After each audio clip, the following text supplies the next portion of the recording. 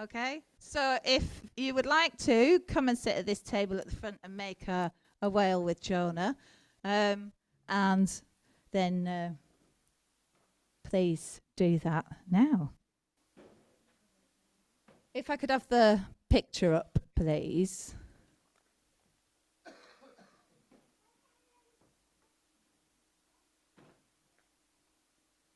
Anybody else want to make a...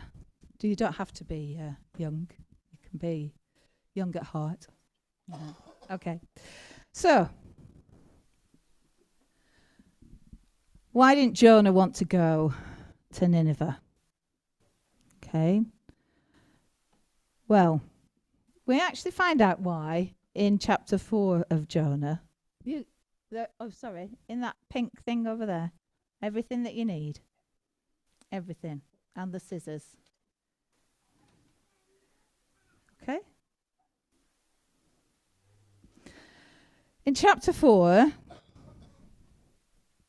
Jonah says, "Isn't this what I said, Lord, when I was still at home?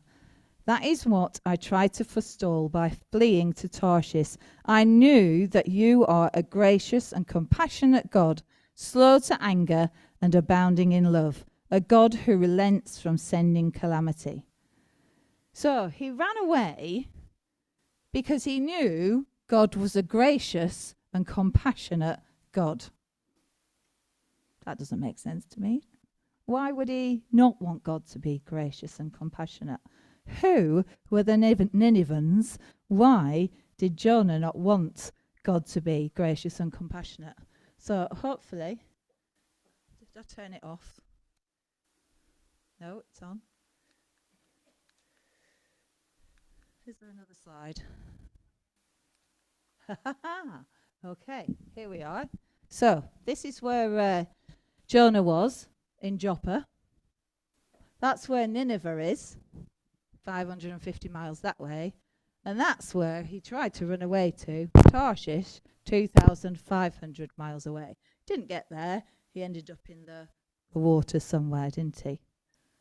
So why? Why did he know, even though he knew God was a gracious and compassionate God, slow to anger, abounding in love, why did he not want the Ninevans to experience that? Well, on this map, we can see that that Nineveh is in Assyria. And Assyria is one of the enemies of Israel. Okay, they've got a long history, and they're going to have a long history, okay, of attacking each other and doing all of that. So Jonah didn't want God to show compassion to his enemy. So he decided to run away instead. Jonah wanted to obey God on his terms. He didn't want God to be God. He wanted God to do what he wanted to do, what he thought was right. He certainly didn't want God to help the Assyrians. While researching for this, I found a helpful article which said Jesus and God are the same. And I know that is a bit like a duh moment, but it's hard to put those two together when we look at Old Testament stories sometimes. Jesus in the New Testament seems very different to the God in the Old Testament, doesn't he? Yeah, and so it can be quite challenging. But this article says, so when reading an Old Testament story, read it through what you know about Jesus. So I'm still working on this, and there's some Old Testament stories that I need to figure out. But this was really helpful for this because it says in Jonah that God sent the storm. Okay?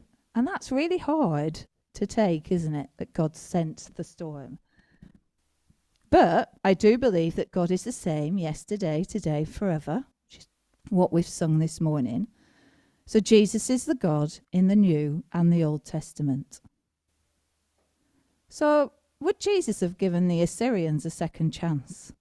Of course he would, because Jesus is the King of second chances. Is Jesus gracious and compassionate? Absolutely. Think about Peter. Think about Paul. Think about you. Think about me. How amazing, how gracious and compassionate is Jesus. Does he tell us to go and make disciples? Yes, he does, doesn't he? Are we doing it? Or are we hiding on a boat with our eyes closed like children behind a tree, pretending we haven't heard? As it doesn't fit in with our nice, cosy way of life. So, the storm.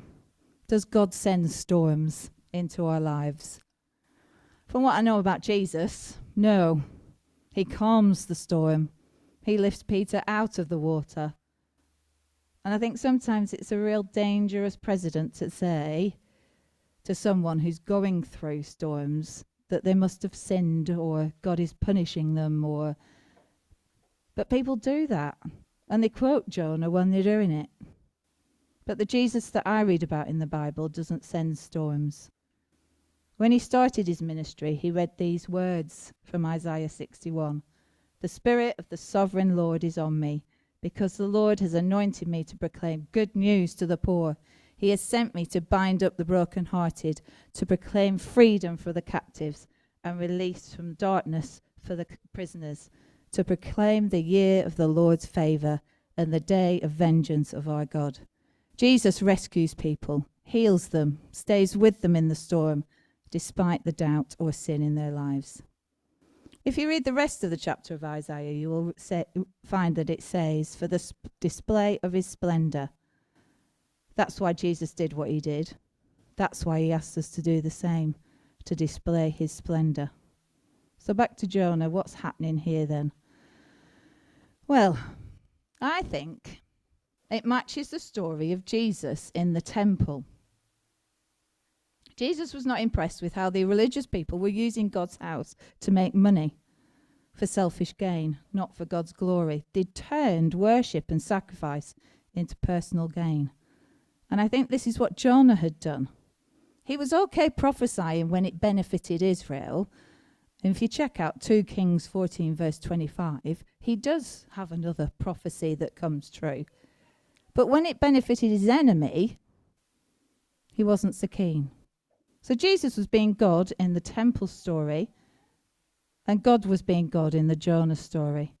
He sent the storm not to destroy Jonah or the sailors, but to break the box Jonah had put him in. I wonder if Jonah had fallen on his knees on that boat. He could have reassured the men that God would protect them. If he'd surrendered to God's will there and then, would the storm have stopped? But instead he carried on running away. He knows he can't get away from God, but he's trying anyway. And did you notice? No sailors died in the making of this story. Yeah? God looked after the sailors. Yeah? The boat threatened to break up, but it never did. God looked after the soldiers, and they feared the Lord. And it says the sailors were impressed, no longer terrified by the sea, but in awe of God. They worshipped God, offered a sacrifice, and made vows. How amazing that even when Jonah was nowhere near where he was supposed to be, God used him to show himself to those sailors. So, please don't think that God can only use you if you're in a good place. Even in the storm, he can use you to help others find him. Even when we go in completely the opposite direction, God's plan and presence goes before us. But what will it take for us to start seeing God where we are? How low do we need to go? I encourage you to lift your eyes up and see the King now. Don't wait until you're in the belly of a fish. Jonah finds himself in the sea and he prays. He begins to look up. Maybe he doesn't actually want to die. Maybe God is a gracious and compassionate God. Jonah finds himself in the belly of a fish. God is there. Jonah has to look up.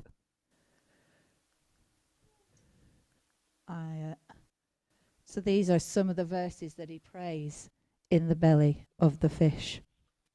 He acknowledges where he is, and who God is.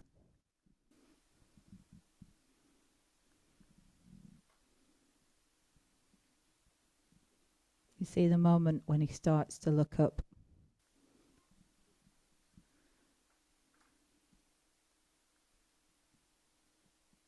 And this last verse, but I, with shouts of grateful praise, will sacrifice to you. What I have vowed, I will make good. I will say, salvation comes from the Lord. He was still in the fish when he said this.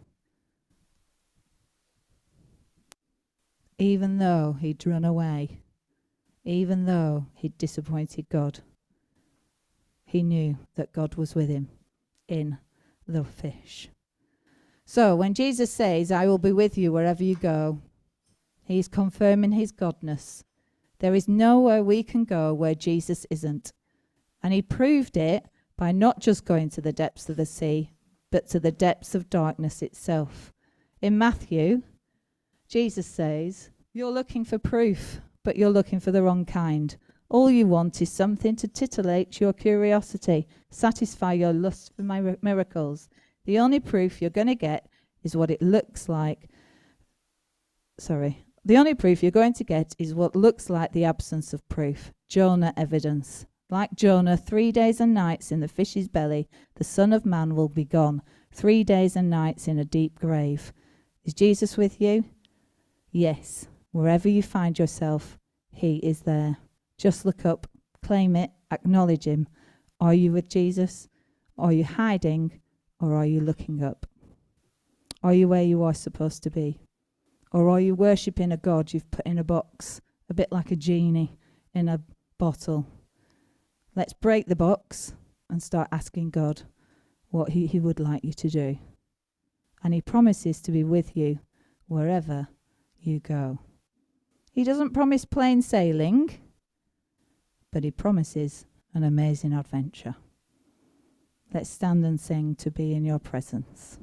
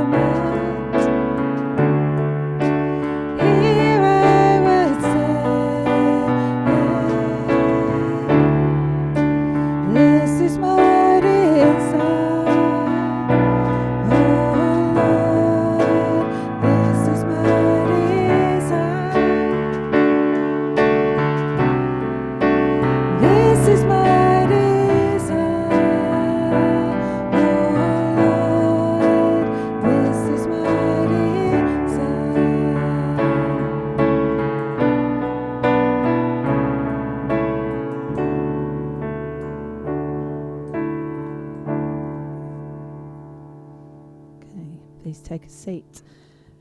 Could I have the next slide up, please? So we're going to do some prayer core this morning. Anyone heard of prayer core? Prayer core, extreme praying. Okay.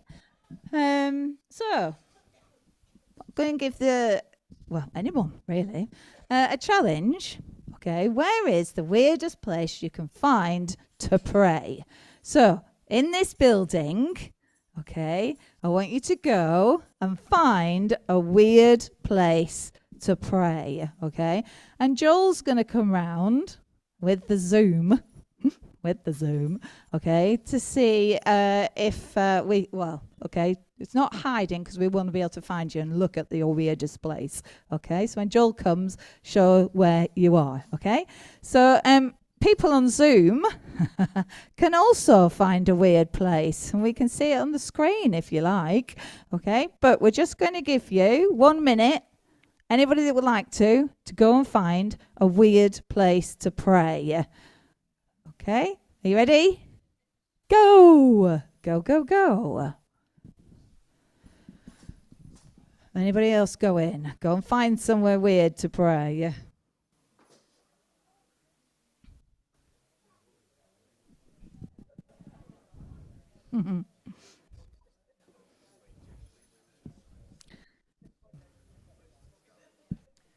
Oh, we've got Joel. Oh, yeah, don't find the envelopes yet. They're for the next bit.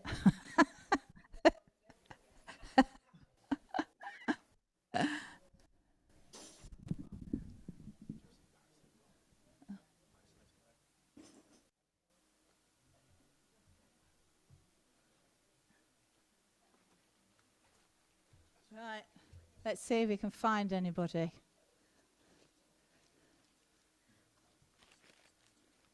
Oh, he pressed a button. Yeah, go and find, see which weird places you can find.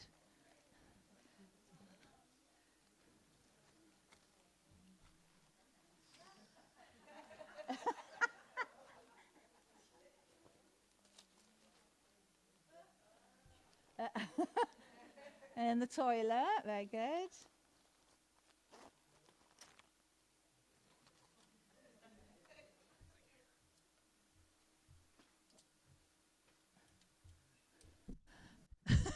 In the cleaning cupboard. Huh? By the door. Oh, in the lift. Very good. Lovely. Oh, we're going upstairs now. Oh. Is that everybody? Is that everybody? Oh, he's got to go upstairs. He's running. Oh, he's going to be tired. He's going to be tired, yeah. There we go. Oh, yeah.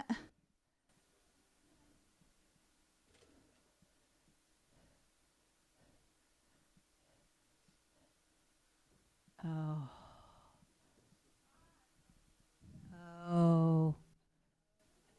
Joel, where are you?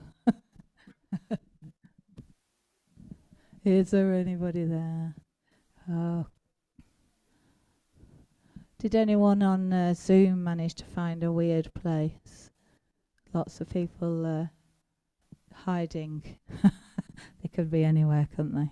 On Zoom. Oh, there he is. Okay. Okay, you can come back now.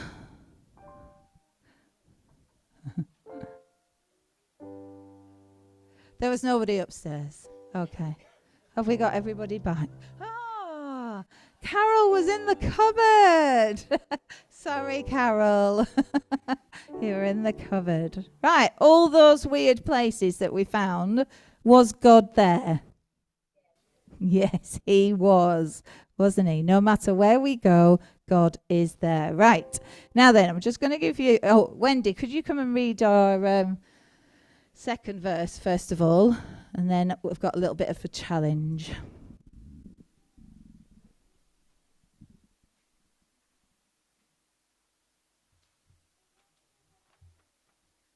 Right, second reading is from Romans chapter 8, verses 38 and 39.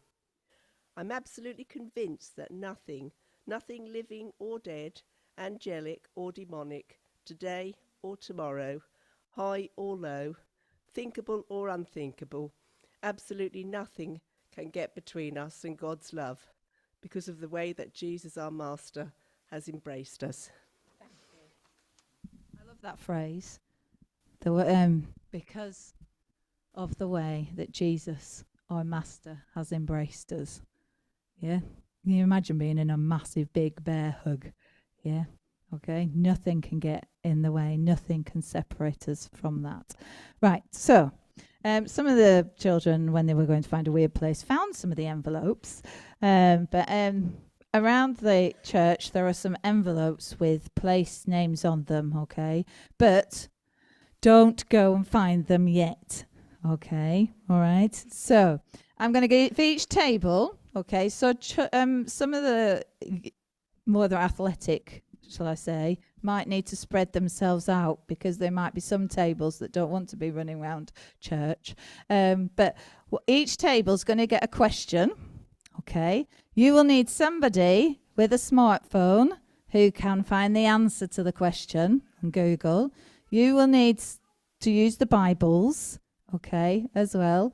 All right. And then you will need to pray in your tables. So you'll get a question, okay? Find the answer on Google, okay? And then somewhere, hopefully, Joel hasn't hidden them. I did say hide them in plain sight. Okay, so there are some envelopes with some place names in. You need to find the right place that's the answer to your question and take a piece of paper out of the envelope. Leave the envelope where it is. And on that piece of paper, when you bring it back down, will be a bit of information about the place and then a Bible verse to use to pray for somebody. Okay? It'll be clear. It will say, it'll have name, so you can put a name in there. Okay? All right? And then there'll be another Bible verse about, okay, linked to that. And then there'll be another question to go and find the next place, hopefully, if it works. Okay? So,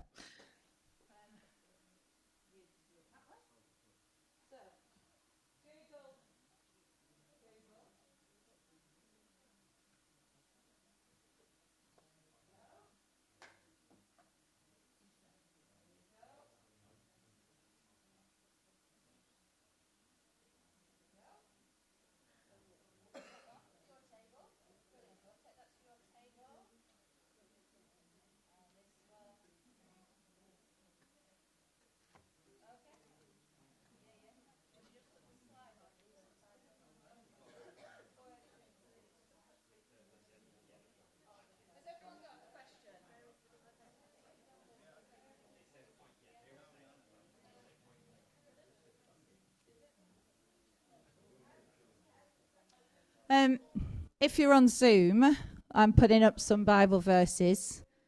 See if you can work out the link with these Bible verses while we're running around the church.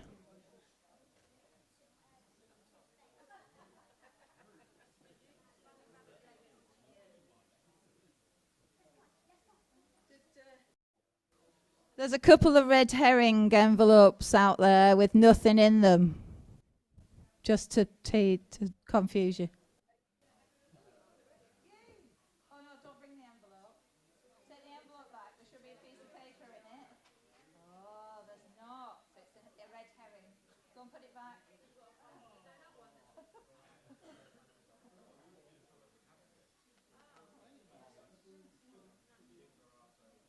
a part of the trench.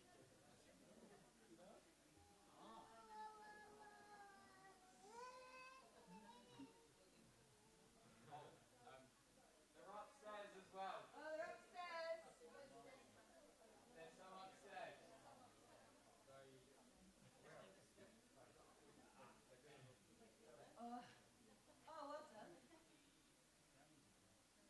Yeah, that's it. That's it. That's what you're looking for.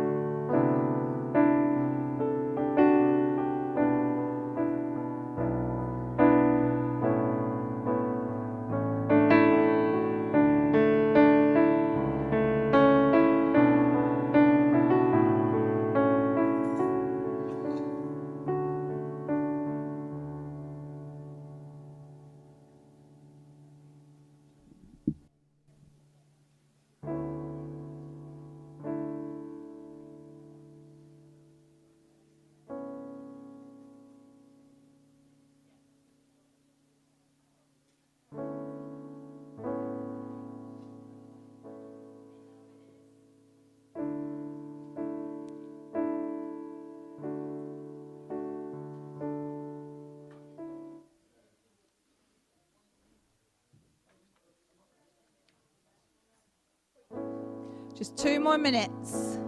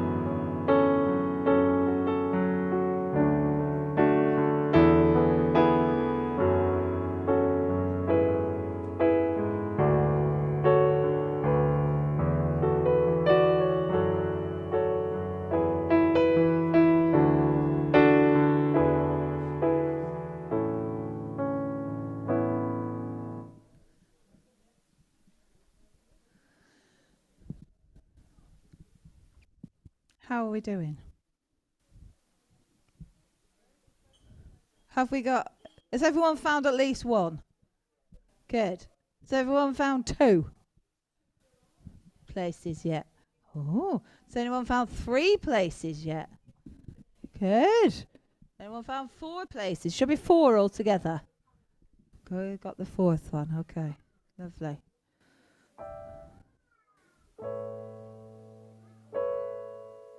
Where's Joel gone? Taylor, could you find Joel? Could you? Sorry, pardon? I can't hear you. Could you go and find all the envelopes and bring them back? One of them's missing. Okay. Okay.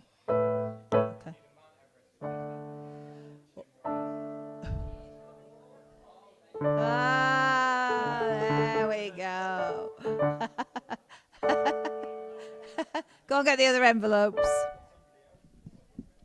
Okay. Right.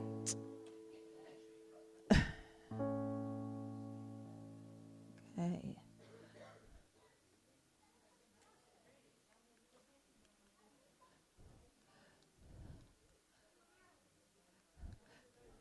Taylor, will this... Okay, thank you.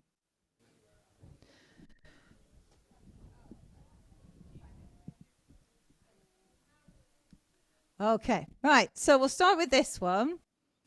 Okay, Esther's got all the envelopes if you need to have a look at the answers. Where was this then? The highest place, closest to space.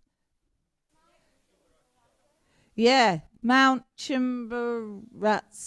Okay, I purposely chose that one and not Mount Everest because I thought that was too easy, Mount Everest. But I'm not sure what my explanation was in the end. But because the Earth bulges slightly, yeah, okay, this mountain, okay, with its is on the bulge, and so technically is closest to space. It's more closer than Mount Everest. Mount Everest is tallest from sea level, but it's still not actually the tallest mountain. There's another one in the sea, which is taller from the base to the top. Anyway, this is the closest to space.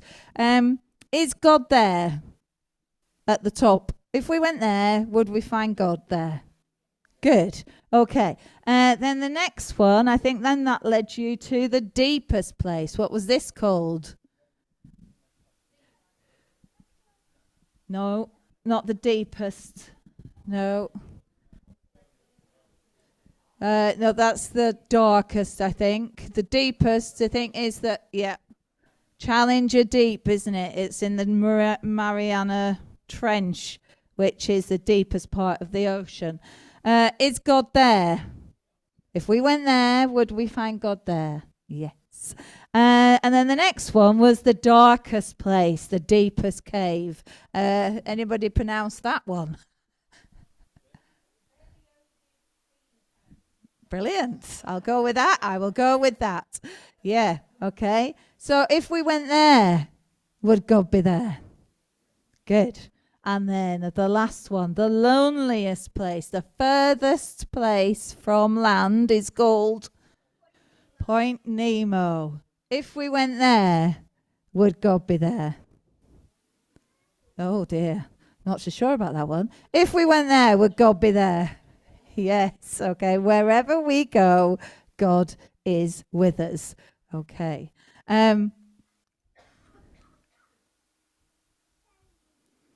So if God's there all the time with us, wherever we are, why do we have to invite him in?